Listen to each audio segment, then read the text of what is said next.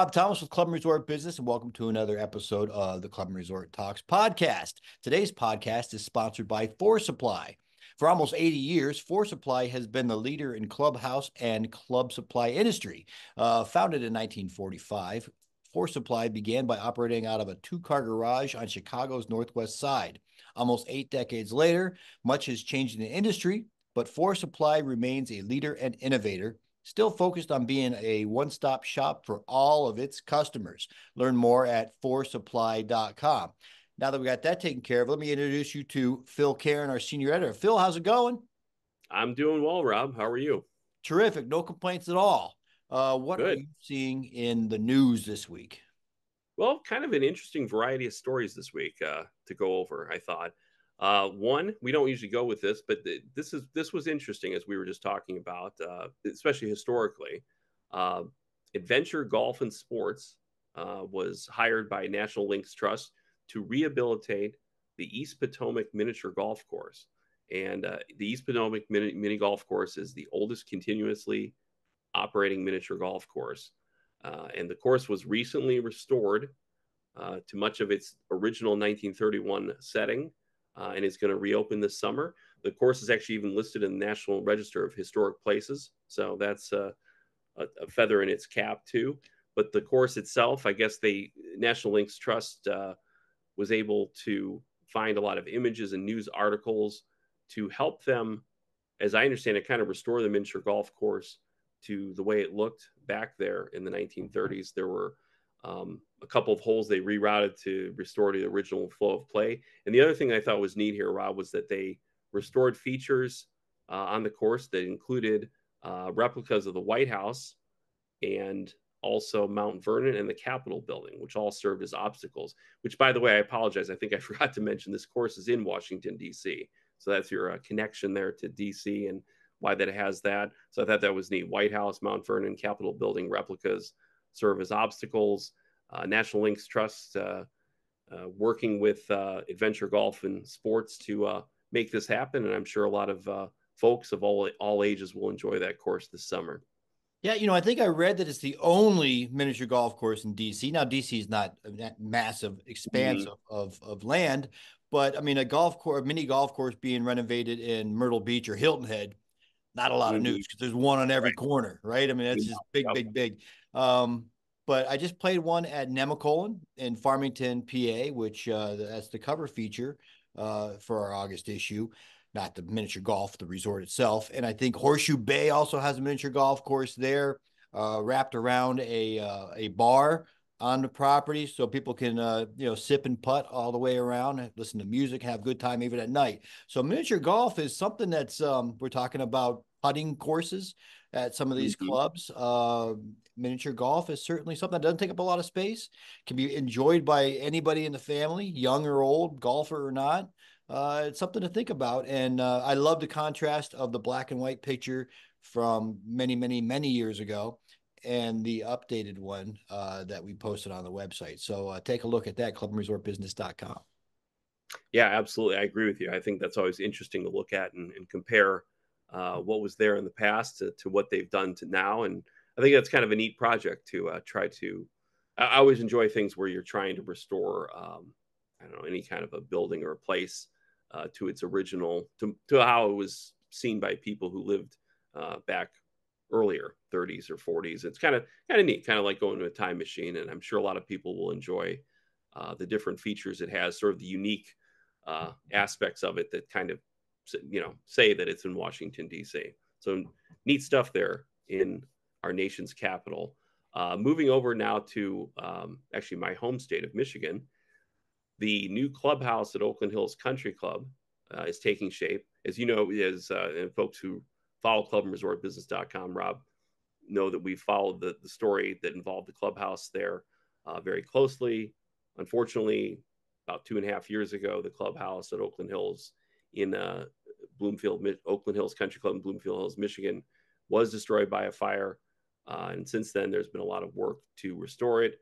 They actually had a topping off ceremony recently, and that's the story we posted this week, to celebrate the completion of the steel structure for what will be a 110,000 square foot building.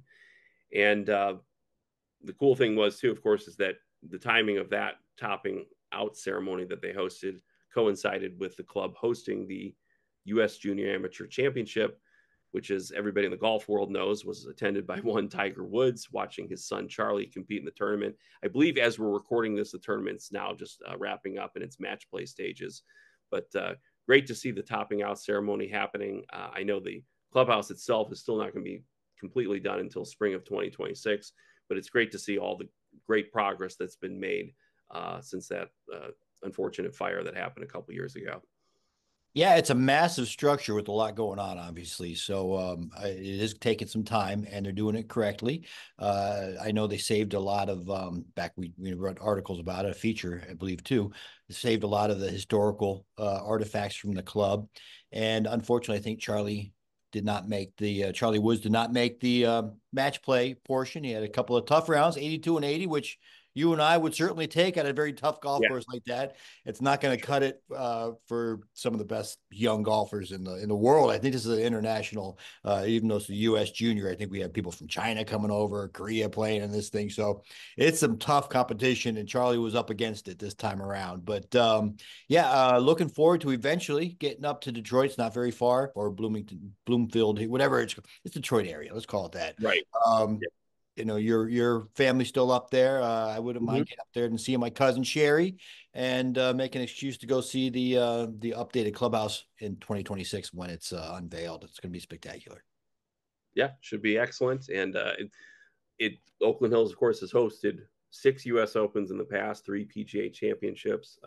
They've had a Ryder Cup there before, and of course, upcoming. I was looking that up here before we came on.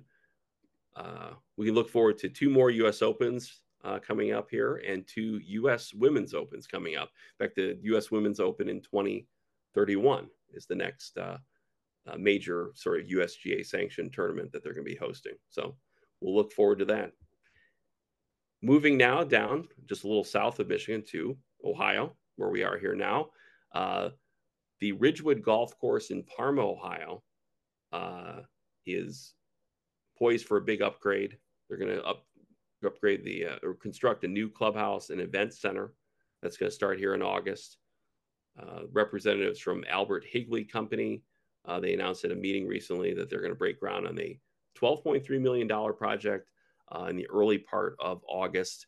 The new 11,400 square foot structure will have indoor and outdoor seating, expanded bar and lounge area, and more than 160 parking spaces.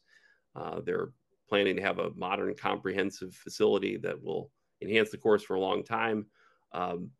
Actually, speaking of clubhouses, they actually demolished their clubhouse a couple years ago, and the club has actually been operating out of a trailer. So, of course, they're going to be looking forward to all this new facility coming here to Ridgewood here in Northeast Ohio, and should be a great one there for the golfers there. Yeah, we've mentioned it before. The influx in new golfers and returning golfers since COVID has been a real boom to the golf industry, and a lot of these capital investments are being, seen currently. They're either coming to fruition or kicking off. So it's still going strong. And Parma, you politicos, we're talking about DC earlier, are maybe familiar with Parma pierogies, made famous by one William Jefferson Clinton, who enjoyed his food, and he stopped in Parma and got some on the west side here of Cleveland, and got some pierogies from our friends there at Parma Pierogies. So very good, and I bet the pierogies were delicious, and I bet that new clubhouse is going to be beautiful. And you shared a piece of presidential trivia with me, Rob, that I didn't know. I didn't know that former President Clinton had stopped in there to enjoy those Parma pierogies. Yeah, and I actually don't know if his middle name is Jefferson. It sounds right. William Jefferson Clinton. I don't know. It's Bill. Yeah. I think you're right on that, though. But yeah. All right. I just threw it out there. There we go. Excellent. One more story to mention today, and I really liked, as I was telling you before we came on, I was excited to read this. Short courses and par 3 courses are, I guess, if you will, being elevated to a higher level of respectability in the golf world now. As we had reported on this week, the World Handicaps System, which is governed, of course, by both the USGA and the RNA, they've lowered the minimum length requirement for golf courses where a golfer can use a score from that course to then have their handicap calculated. It is now for an 18 holes, 1,500 yards. Course as short as that, 1,500 yards, and for 9 holes, 750 yards. Those courses as short as those now are eligible for golfers to, post their scores in the World Handicap System, have their handicap calculated. And I know in that story that was posted this week on clubandresortbusiness.com, it kind of gives a bit of an overview, some thoughts from different directors of golf or GMs at clubs that have shorter courses or par 3 courses. Chris Bird, director of golf at Cape Fear Country Club, he mentioned that par 3 course offers beginners and juniors a comfortable space to learn before progressing to larger courses. And of course, these, having this new handicap rule allow them to post scores and track their improvement. And personally, I find it interesting because I've mentioned here, Rob, on the podcast before, I grew up at a country club that had an executive par 3 golf course. I don't know if I've ever mentioned the name. It's Georgetown Country Club, Ann Arbor, Michigan. Grew up there. I don't recall specifically what the yardage was for the 9 holes. It was definitely more than 750 yards. I think it was a touch over 1,000, if I recall correctly. So it's neat indeed, it's true. It was there were a lot of us junior golfers playing on that course growing up. It was definitely that first step toward hopefully, of course, going to many other golf courses around the area. But that was, for so many of us that I grew up with, that was the first course we played at. And it's neat to think that, of course, in that category will now be able to be something where people can have their handicap calculated from the scores they submit. So good deal. Yeah, I grew up on a golf course, playing a golf course. I didn't grow up on it, but I grew up playing a golf course that was 6,001 yards, which is short by modern. It was even short back then, but it did qualify for the rating and slope system because it was long enough.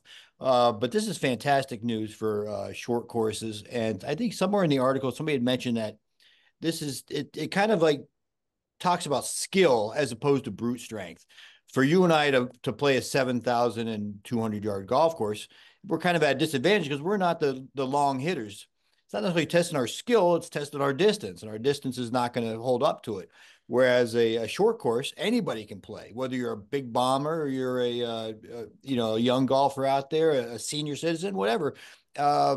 You might hit a driver onto a par 3 as opposed to a sand wedge that these bombers hit, but you can hit that par 3, and it can test your skill. And I like that. I like that courses that are getting that maybe have been not obsolete, but haven't getting the play they should are going to be in demand now. I know Pine Wild down in Pinehurst, North Carolina, they were included in that article, and they have a short course. Olympic Hills out in San Francisco, they have a beautiful, spectacular short course, a little par 3 course, 9-holer that I think it's called the Cliffs.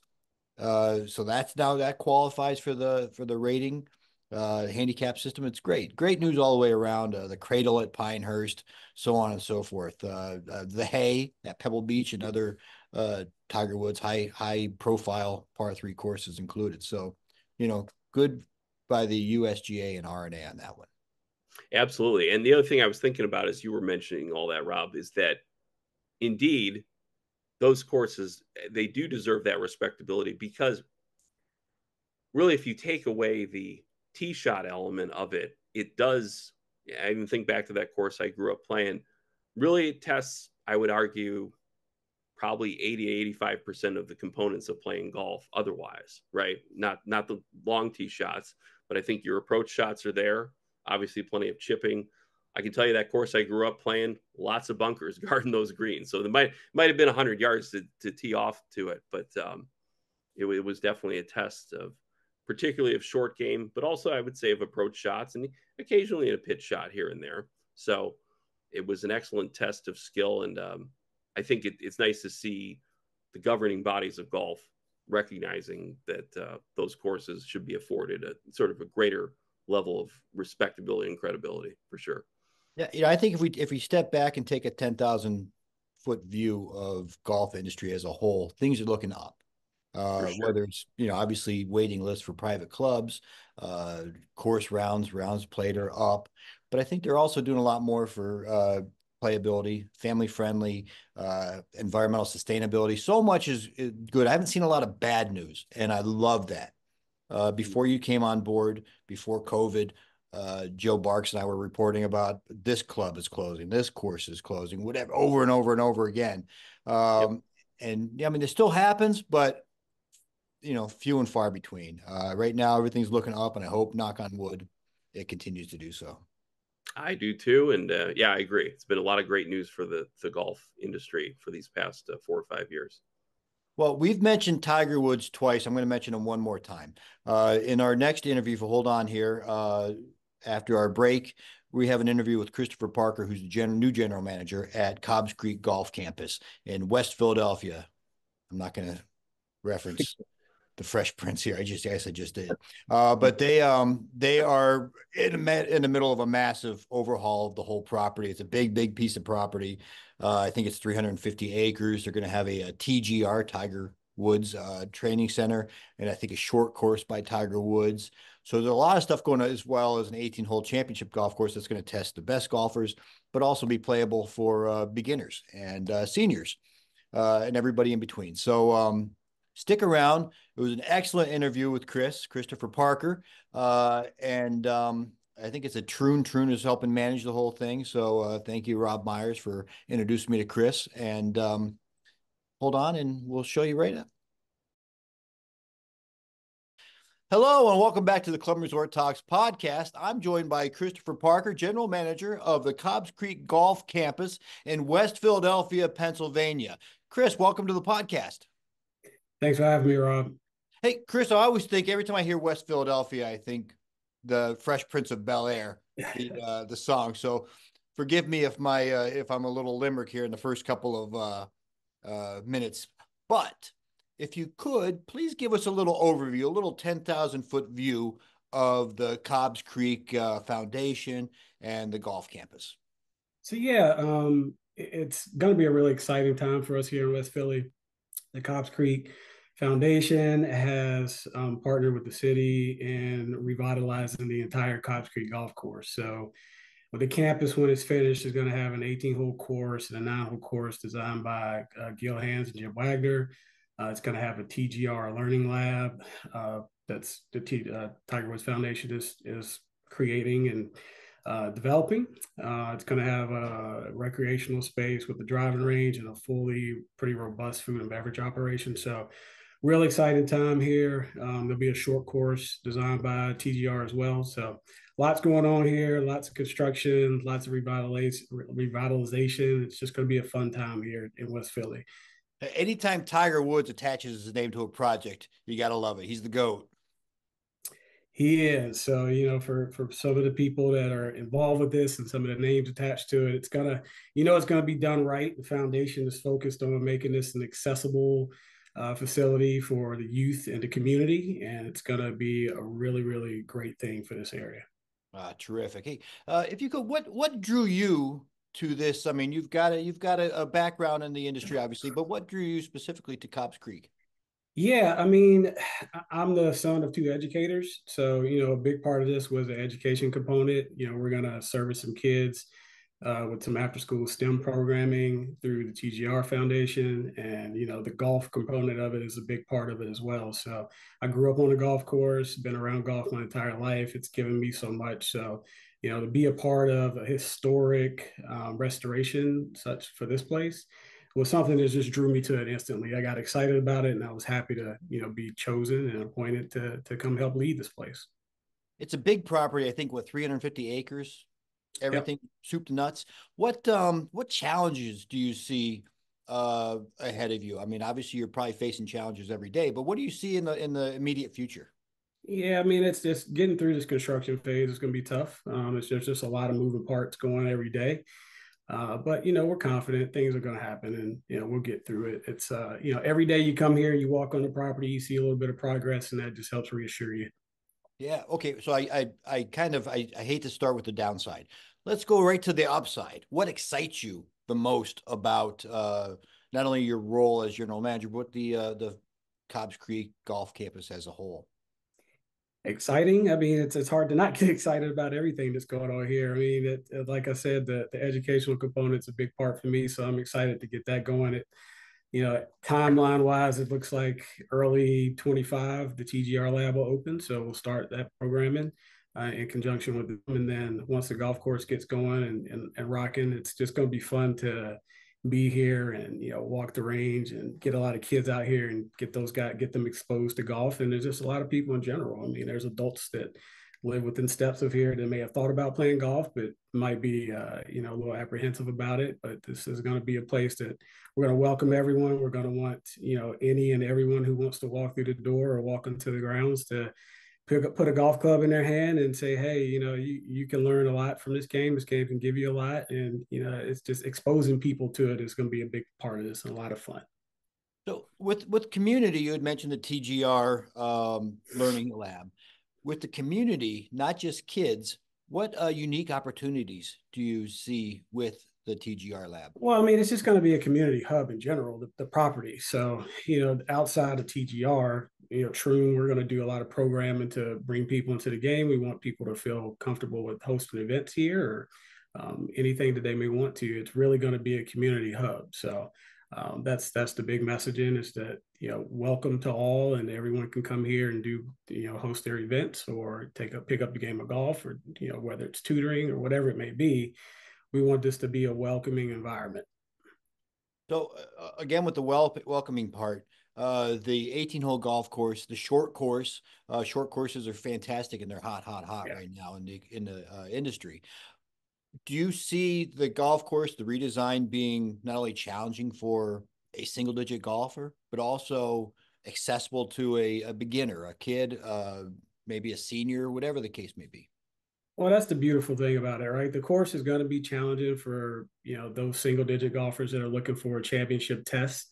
But it will definitely be approachable for those that are novice golfers. So, having a short course to get out and kind of get your feet wet, having a range that you can practice at, it's going to have all the technology that you can think of with Top Tracer and those things. And, then having a 9-hole course as well as the 18-hole course, it's got to have something for everyone.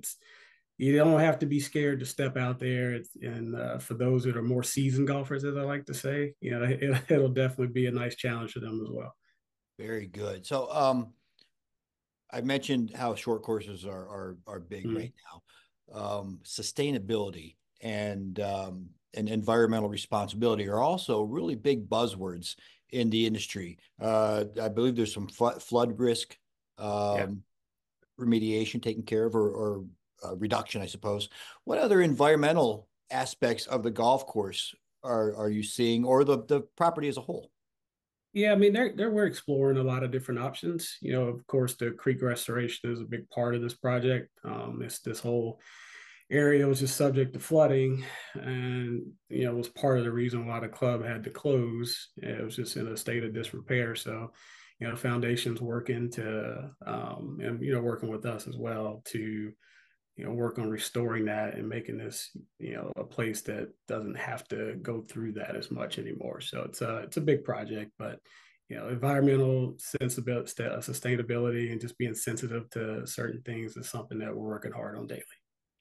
So you had mentioned hopefully early 2025 for the TGR Lab. Once the golf course is up and running, golf courses are up and running. Yeah, timeline for golf is 26. So yeah, that's the current timeline. Hopefully by June of 26. So we'll just keep working towards that every day. The guys are out there, teams are working out fast. So everything's getting done in phases. So right now the focus is the learning lab and the short course, and then we'll move to the range operations and that stuff later. All right, so let's flash forward to 2026, summer of 2026. It's beautiful in West Philly. Temperatures 80s, beautiful sun shining. It's always sunny in Philadelphia. That's another episode. So, anyways, so you got to attract golfers and you got to retain golfers. What are the steps taken? I mean, obviously, you guys are in the news. Seems like every couple of weeks I'm seeing. How are you going to attract these new golfers to the facility or experienced golfers? Yeah, I mean, it's the community knows about this place. So, just they're going to be real excited, and there's already a lot of excitement around it reopening. So we'll do some programming to get people in, and we'll make sure we have a great professional staff to help retain the golfers through some type of educational programming, whether it's golf lessons and clinics, or we'll work together to put a whole plan and programming together to keep people excited about the place and keep them retained. You can get people here, but how do you keep them here, right? So you have to keep it exciting, and you have to keep it fresh, and that's something we're going to do. And I think an entertainment aspect of it as well. Like you said, it's going to be a community hub. Yeah, so I mean, there'll be spaces where you can, do banquets or have community events, or if you want to, host a meeting. So there'll be areas where you can do that. So having that stuff available is going to, open it up to a different customer base. It's going to open it up to different people. So as I say, we keep saying this community hub, but it's really what it's going to be. Like, we want everyone to feel comfortable to come here and be a part of something special. Beautiful, beautiful. Let me get you out on this one. I want you to take your crystal ball out, right? Everybody's got one. 5 years down the road, Yeah. 10 years down the road. What do you foresee at Cobbs Creek Golf Campus? Bigger and better, hopefully. Yeah, I mean, it's getting a little better every day. That's the message, right? Is, how do we deliver the best guest experience possible? How do we make people feel comfortable and make them feel welcomed here? And it's just continuing to drive the service and the experience, right? We want people to have a great experience. We would love to host some big events here. So, that's all our plan in the long term. I can't guarantee anything. This is that crystal ball you're talking about, and I'm still the new guy here. So it's like, I'm doing a lot of downloading and understanding where we are and where we want to go. But one thing that's consistent throughout all of my conversations, and I know that everyone that's involved here cares about this place, and everyone wants this to be a very successful and welcoming and fun place for all.